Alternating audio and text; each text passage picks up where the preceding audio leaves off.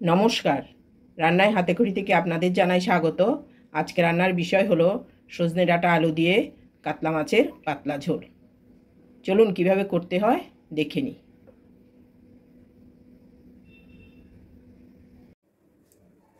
আজকে করে দেখাবো সজনে ডাঁটা দিয়ে গরমের দুপুরের জন্য পাতলা ঝোল। এই গরমের দুপুরে টাটকা মাছ দিয়ে পাতলা ঝোল করলে শরীরের পক্ষে খুবই উপকারী। আজকে আমি একটা ছোট সাইজের কাতলা মাছ নিয়েছি।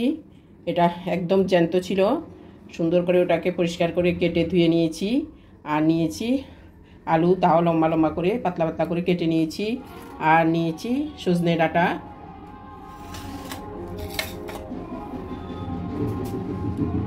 টমেটো, জিরে পাউডার, ধনে পাউডার, হলুদ পাউডার, লঙ্কা গুঁড়ো, আর ফোড়নের জন্য নিয়েছি রাঁধুনি, আর একটা তেজপাতা, আর একটা শুকনো লঙ্কা। এখন নুন হলুদ মেখে আমি মাছটাকে ভেজে নেব। আলুটাকে সরিয়ে নিচ্ছি।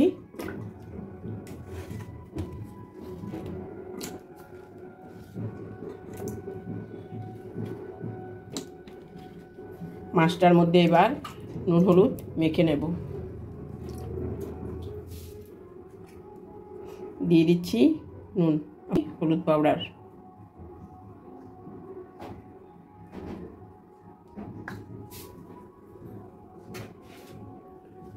দিয়ে দেব নুন।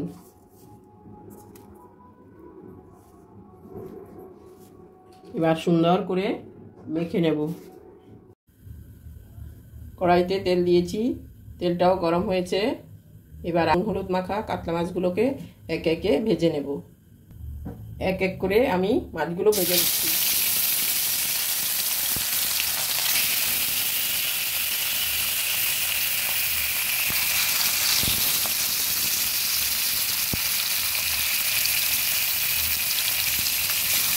মাথাটা পরে ভাজবো, কিছুক্ষণ হলে তারপরে দিয়ে দেবো।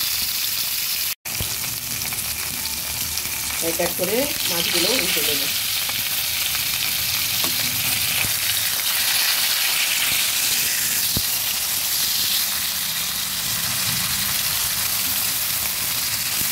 এক এক করে মাছগুলো উঠে দিয়েছি।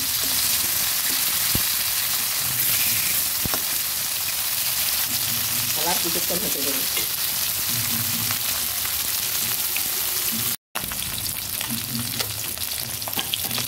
উল্টে পাল্টে মাছগুলোকে ভেজে নিয়েছি।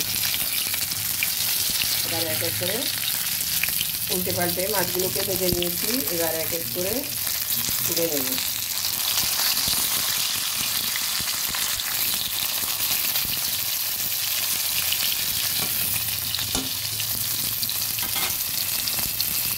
মাছগুলো তুলে নিচ্ছি।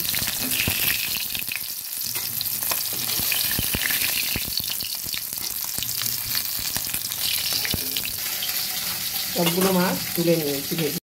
মাছগুলো সব ভেজে তুলে নিয়েছি। ওই কড়াইতেই আমি আলুগুলো ভেজে নেব।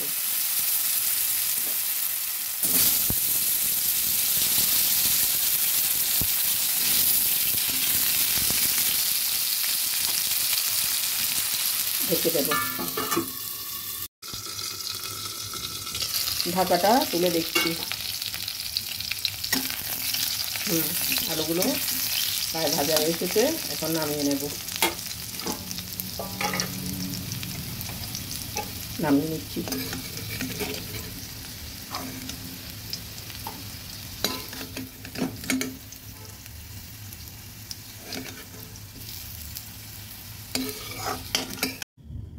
ওই কড়াইতেই আরেকটু তেল দিয়ে দেব তেজপাতা আর একটা শুকনো লঙ্কা।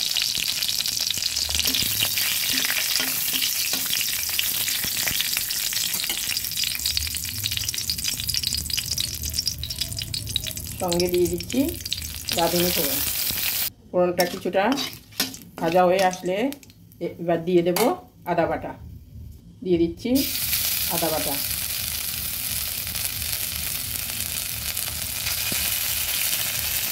এক চামচের মতো আদা বাটা দিয়েছি। ভালো করে নেড়ে দেবো।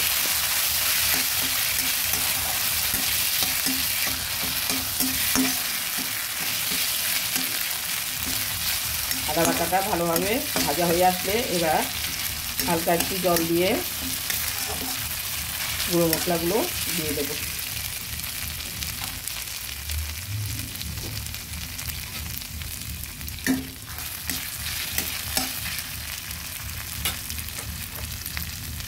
দিয়ে দিলাম একটুখানি জল।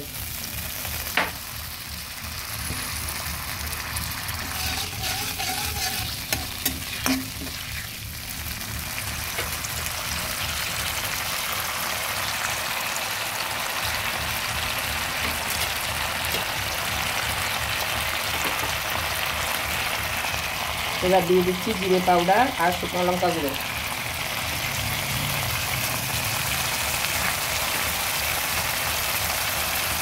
ধনে পাউডার, হলুদ গুঁড়ো।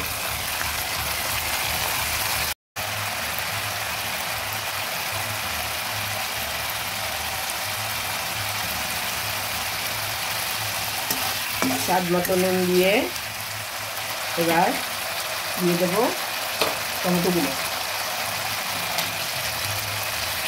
টমেটোগুলোকেও আমি একটু লম্বা লম্বা করে কেটেছি। ভালোভাবে নেড়ে এবার ঢেকে দিচ্ছি। ঢাকাটা তুলে দিচ্ছি।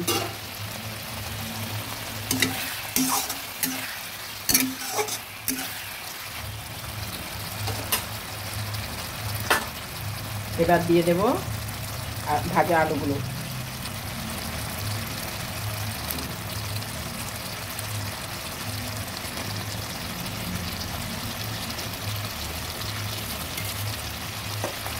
সঙ্গে দিয়ে দিচ্ছি সজনে ডাঁটাগুলো।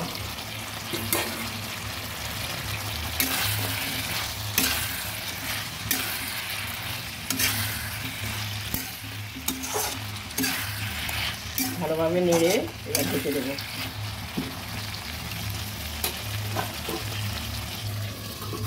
ঢেকে দিচ্ছি। ঢাকাটা তুলে নিচ্ছি।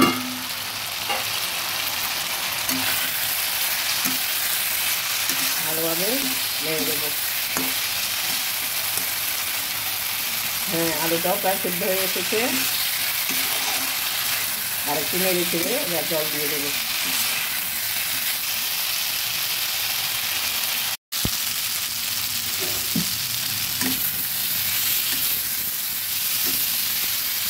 আলু সজনেটা সুন্দরভাবে ভাজা হয়ে গেছে।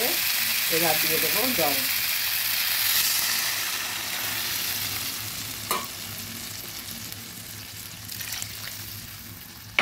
একটু ঝোল হবে, সেই জন্য জলটা একটু বেশি করে দিয়েছি। দিয়ে দিচ্ছি কয়েকটা চেরা কাঁচা লঙ্কা। ফুটে আসলে মাছটা দিয়ে দেব।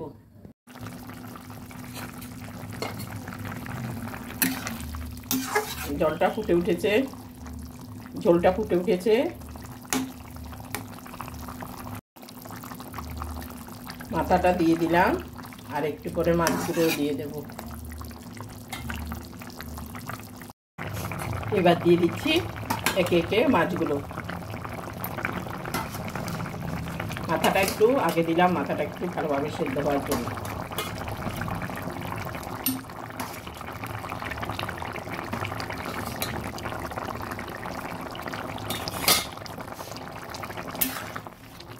ভালোভাবে নেড়ে দিলাম।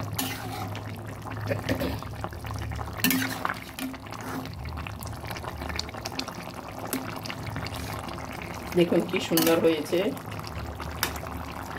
একটু পাতলা ঝোল থাকবে।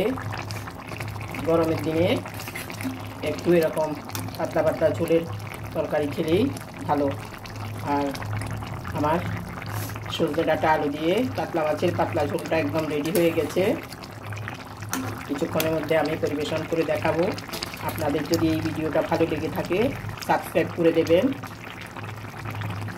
লাইক শেয়ার কমেন্টস করতেও ভুলবেন না। পরিবেশন করে দেখাচ্ছি।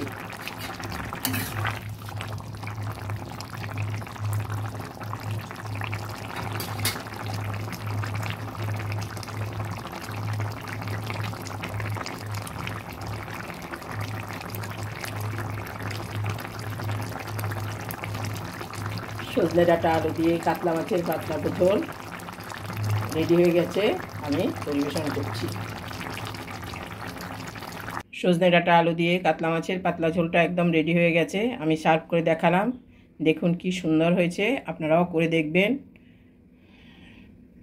সজনে ডাঁটা প্রায় শেষের পথে, এক্ষুনি করে দেখবেন, খুবই ভালো লাগবে। দুপুরবেলা গরম ভাতের সঙ্গে খাবেন। আজকের জন্য এখানেই শেষ করছি, সামনে দেখা হবে নতুন কোনো রেসিপি নিয়ে। ধন্যবাদ।